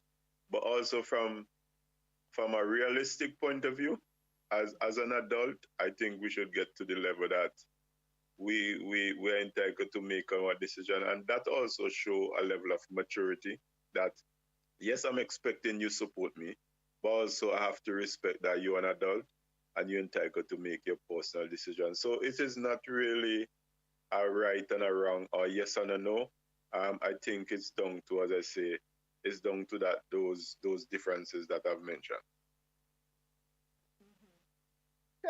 So then, granted, let me see what, yeah, okay, so no must vote, no one must vote for, no, must vote for the best qualified candidate, not relations. Um, so you want to vote for somebody. 5 years is a long time to cause a lot of damage. That is also one of the other comments that were made here um, via our text messages. Um, yeah, so yeah. So 5 years is a long time to cause a lot of damage, and no, must vote for the best qualified candidates, not the relation, not the relation. No, I was answering in the position that if you did you say you're running for a new party? But family relations is involved. Well, I was answering if you're running for a new party. New party, You know, yes, if you're running for a new party, that's what my answer was responding to. But exactly. as I said it before, if you're talking about Family basically relations. support, our support should be that person should be what we have or consider one of Mhm. what we have in terms of the best. Because then again, when you're talking about selection, they would always have many people who would actually fit that category for that selection. So what we're doing, we should actually have a, a process of elimination that we say, okay, based on this or based on whatever, this is why we choose this candidate. Yes, but if it's a new party, I would actually, that will be my first response before that would actually be my response if it's a new party. Okay. Would you vote for a new political party that seeks to serve the best interests of St. Vincent and the Grenadines? St. Vincent and the Grenadines.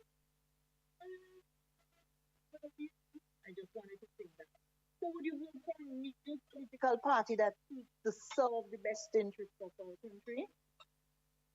And we should send you to vote. Yes. And that will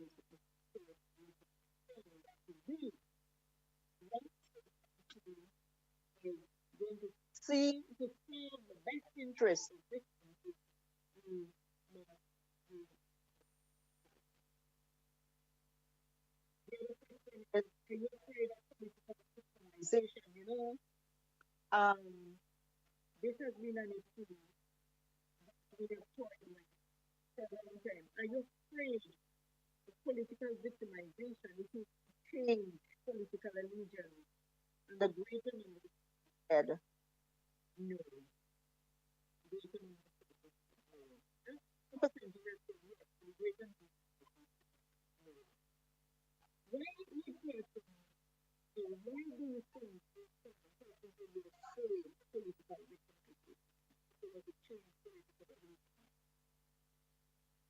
Is it because they voted along party lines and they would lose something? Talking about political allegiance, political victimization. I'm not hearing you properly. There's a bit of a muffle. I didn't hear much of what you asking. I'm sorry. I might have to ask you if you can repeat again because I didn't hear much of it. Do you hear me now? Yes, that sounds a bit better.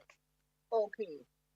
So I was saying, one of the questions on the survey was, are you afraid of political victimization if you were to change your allegiance, political allegiance?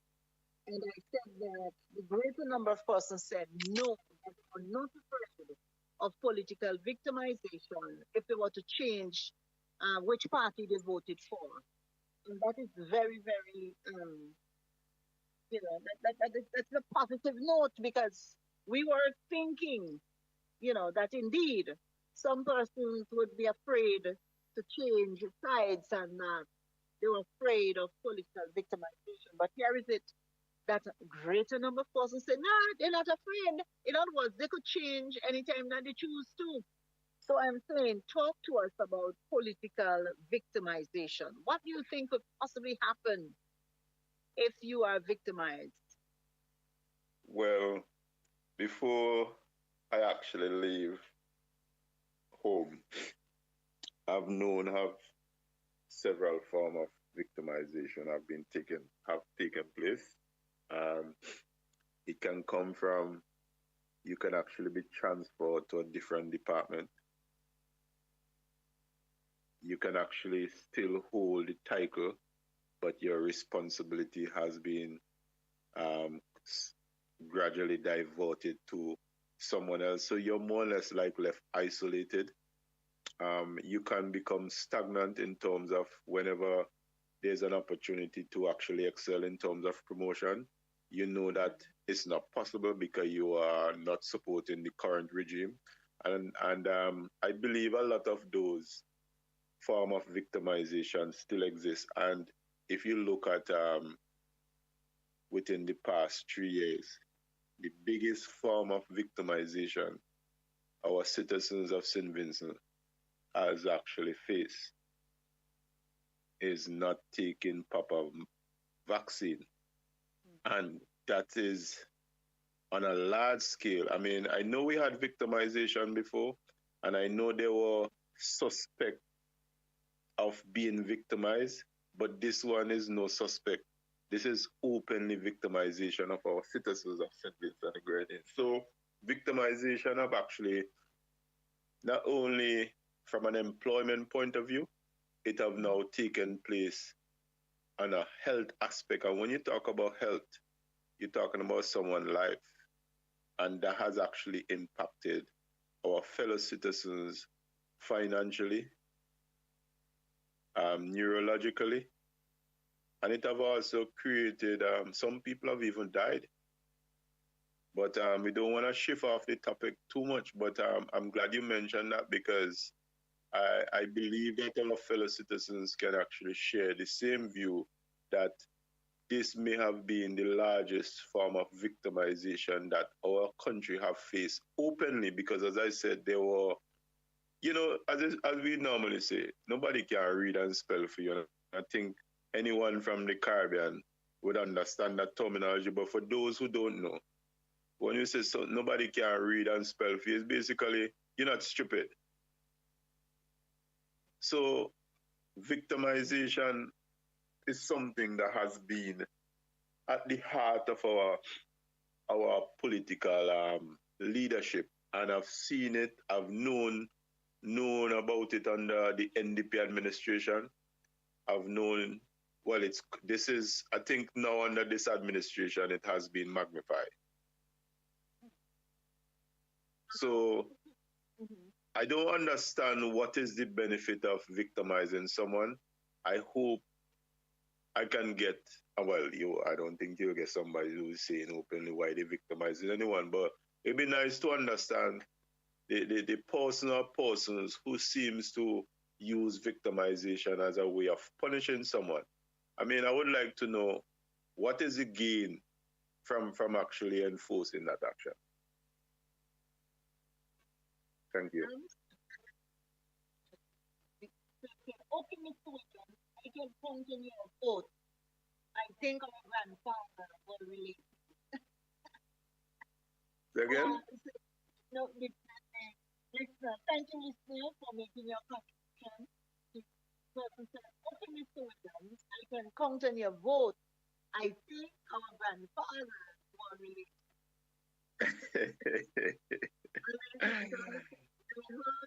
I heard people switch parties depending on who offered galvanized, etc. Yes? That's true. That's true. When you talk about galvanized, man, at least galvanized will cover you. Man, you run a couple of days in the bar for a couple of weeks, a box of chicken. You know what I mean? Galvanized at least is contributing towards a shelter.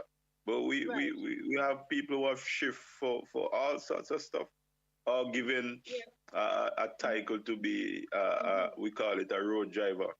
You know, it goes in all different shape, size, form. Absolutely, absolutely. And a matter of fact, as you talk about road driver, there were people who you know in the village who used to be, as we call it, a road driver, basically a supervisor to supervise the maintenance of the roads. They take it away from them and give it to somebody else. Of course. Openly. Of course, yeah. And nobody bothers this. It's a thing to say, okay, they voted that particular party and now it's our turn. So therefore, you have to step aside. Or they refuse to give you certain things. Even though you know that your children are at the end of that line. If they don't care, there are some people who just do not, some politicians who just do not care. Once you signal that, okay, you're not interested in that particular party, then you're a victim, so to speak. You're brutalized, you're ill-treated, your life completely changed. You know, the man in with your children are supposed to go to school. Somebody was supposed to tell me about the story of getting a scholarship for their children. But because a case went against a particular politician, that person's child was not able to get the scholarship for that year. Didn't get a scholarship, period. And therefore, they suffered, in the whole process. So I guess voting along party lines has tremendous benefits for those persons who will jump up in party supporters.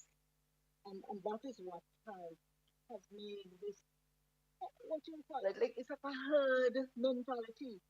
That, okay, come to Papa, your Papa will supply all your needs according to the riches from wherever he gets it. But St. Vincent and the Grenadines cannot continue like this. We are heading on a collision course to doom. If we continue to follow a party leader or a particular party that says this is the way to go, walk in it.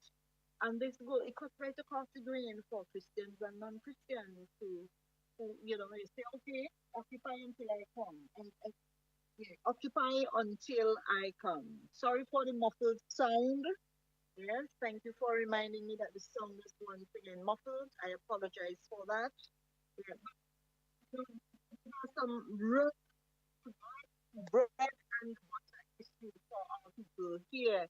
I remember one lady saying on national television, broadcast worldwide on YouTube, that she went to a particular government minister's office so that she could get some money to buy a gas that she'll be able to cook some food.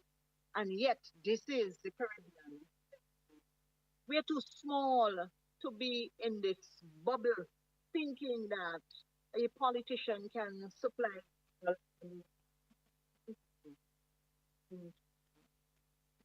almost the end of the questions. One of them says the St. Vincent and the Grenadines has two major political parties.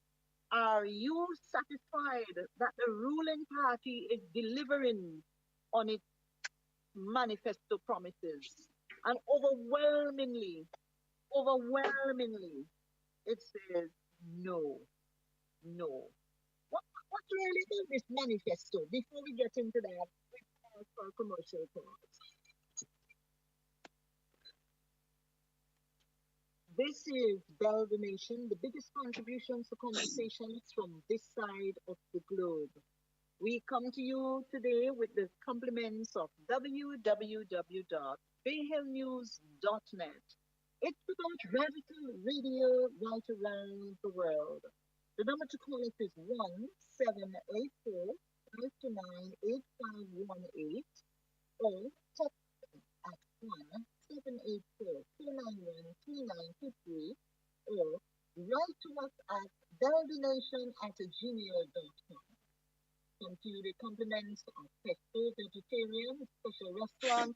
Place your orders through us, please, at 1-784-491-3923.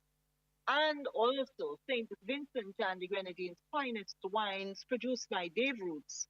For more information, please call them at 1-784-593-1564.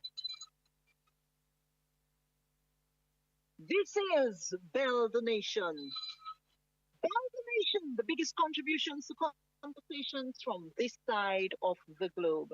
Today's topic is that we are analyzing the results of a survey that was conducted recently by the National Liberation Movement, and that survey had to do with politics in St. Vincent and the Grenadines.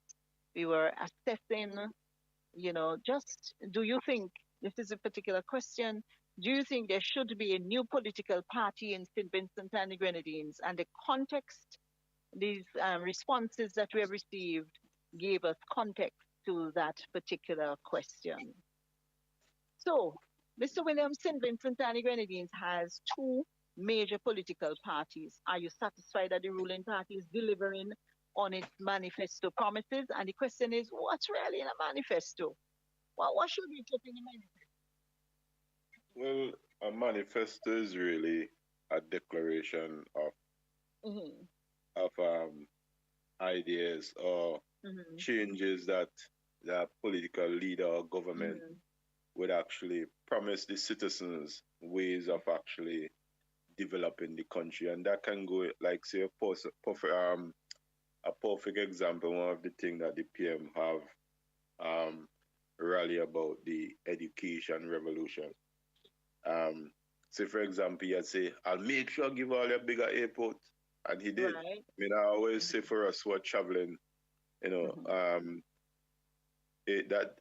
not sure in terms of the marketing, and I'm not making it political, but think that airport was long overdue.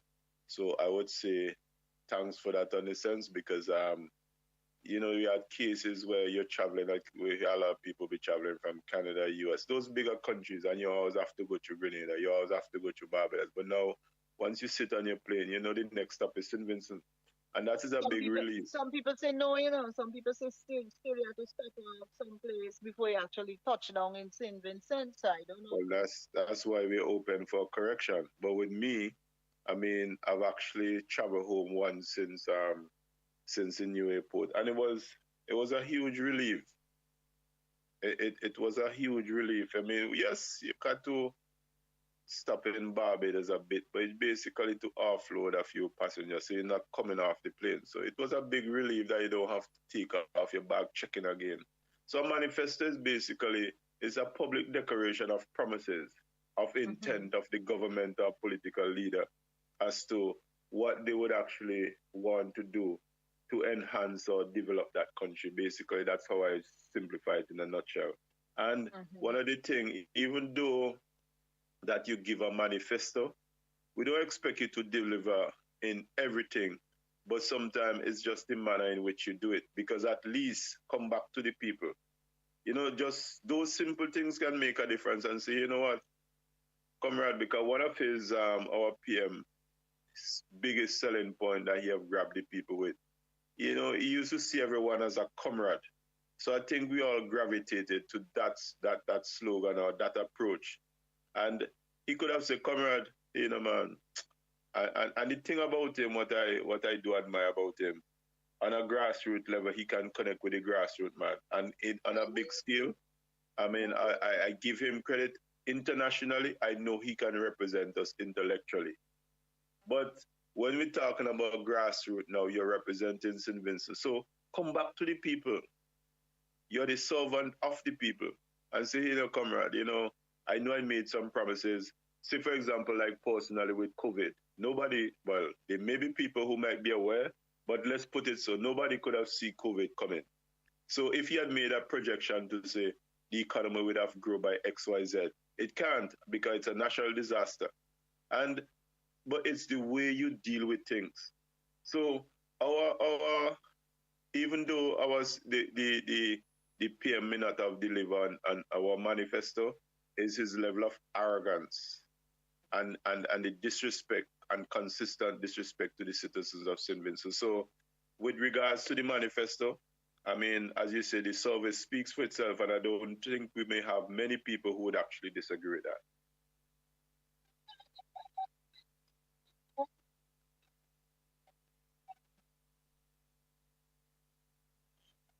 I'm not hearing you, you know. It start muffling again. We know what happens when the blind,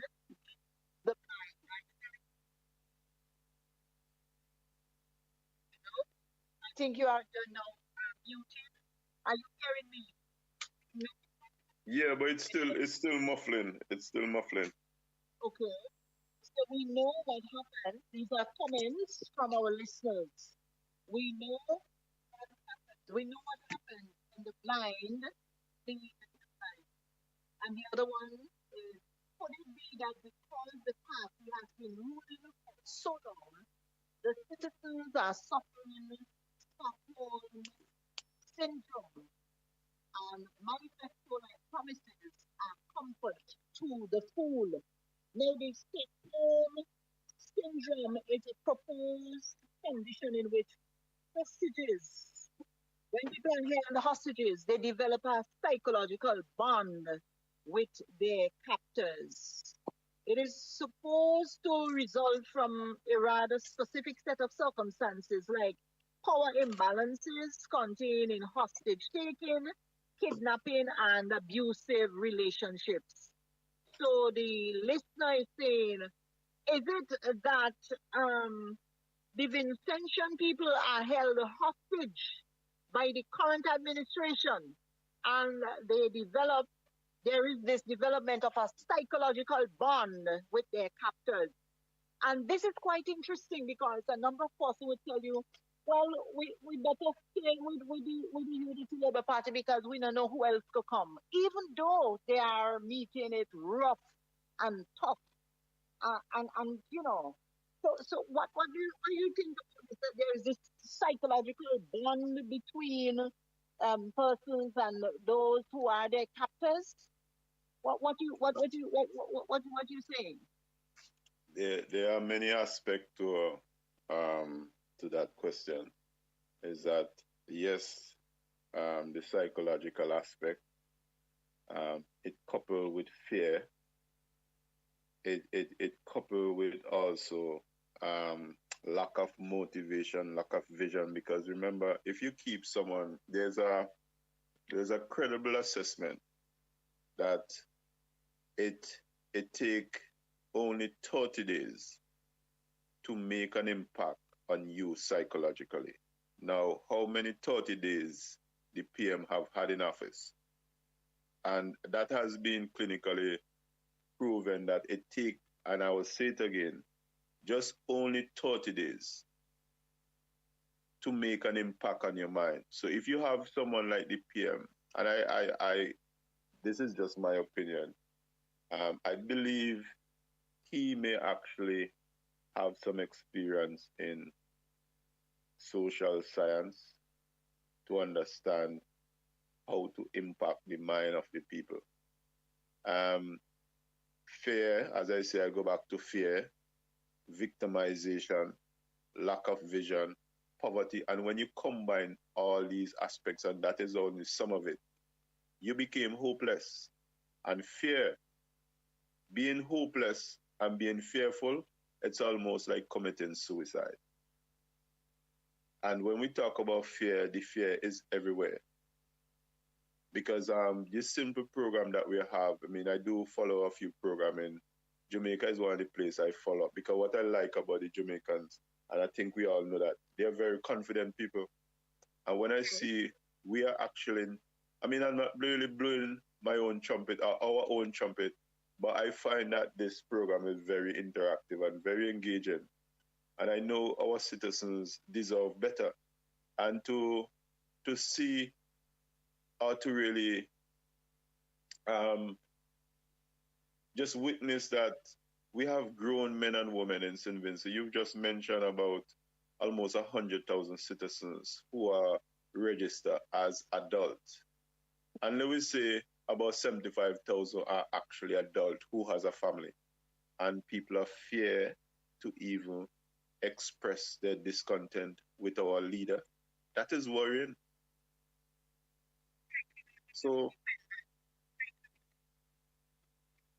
as I said, there are many aspects towards that question that you answer that you asked, and that is just some of the points I've just touched on. And I'm also just want to say thanks as well for the listeners who always engage us with their views. I really want to say thank you from on behalf of also Behil News, who actually given the program and most likely the National Liberation Movement for engaging you and also you keeping us engaged as well and share your different perspective, which we also welcome and always will do.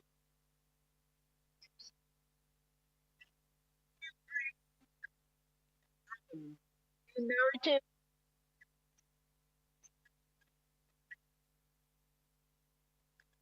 Gone again, I know what's happening. Breaking up again. Are you hearing me? Are you hearing me Yeah, now? it's better now, yeah. All right. Now, I was saying, how do you avoid this psychological disorder of dependency?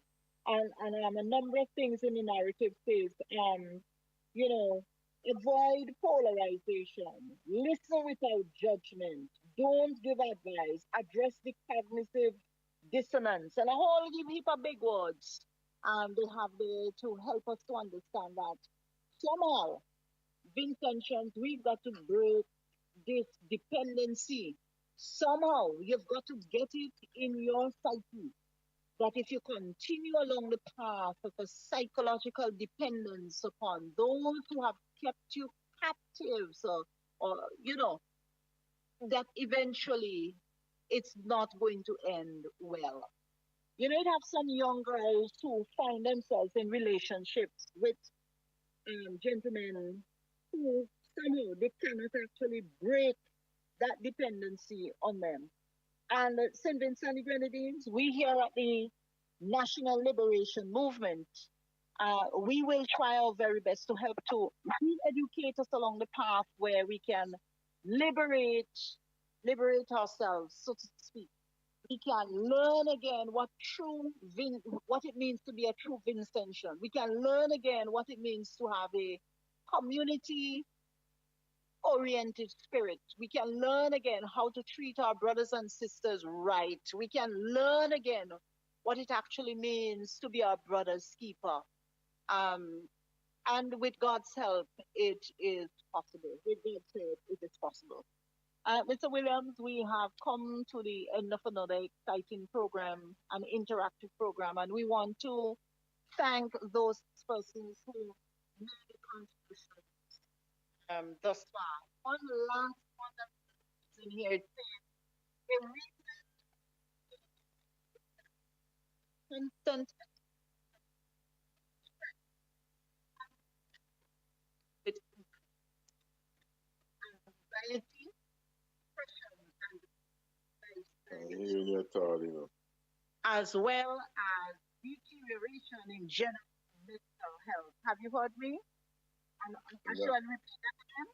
Yes, please. A recent research showed that the constant political stress has been associated with increased of anxiety, depression, and suicidal threats, as well as deterioration in general medical care. And so this has actually brought us to the end of the programming this evening.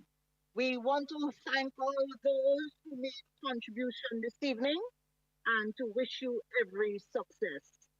He has shown you and what does the Lord require? To act justly, to live mercy, and to walk humbly with your God. Have a pleasant evening from all of us here at Bell the Nation. Goodbye. Circling the globe, suppling the nation. This is Bell the Nation. Bell the Nation. Bell the Nation. The biggest conversation on this side of the globe. I am Dr. Doris Charles, your hostess. Why not join us on Mondays at 3:30 p.m. to 5 p.m. and on Thursdays at 5 p.m. to 7 p.m. for your bi-weekly editions of Bell the Nation.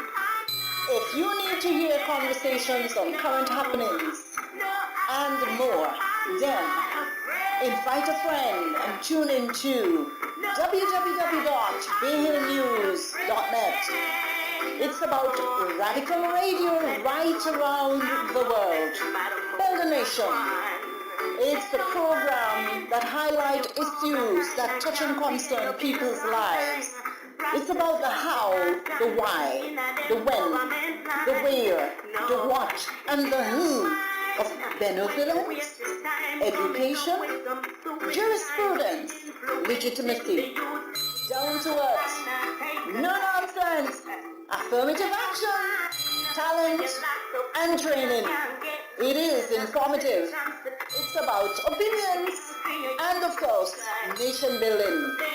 Looking forward to your comments and calls. 1-784-529-8518 or email us at belgianation@gmail.com. Get in touch again at 1-784-529-8518 or email us at belgianation@gmail.com.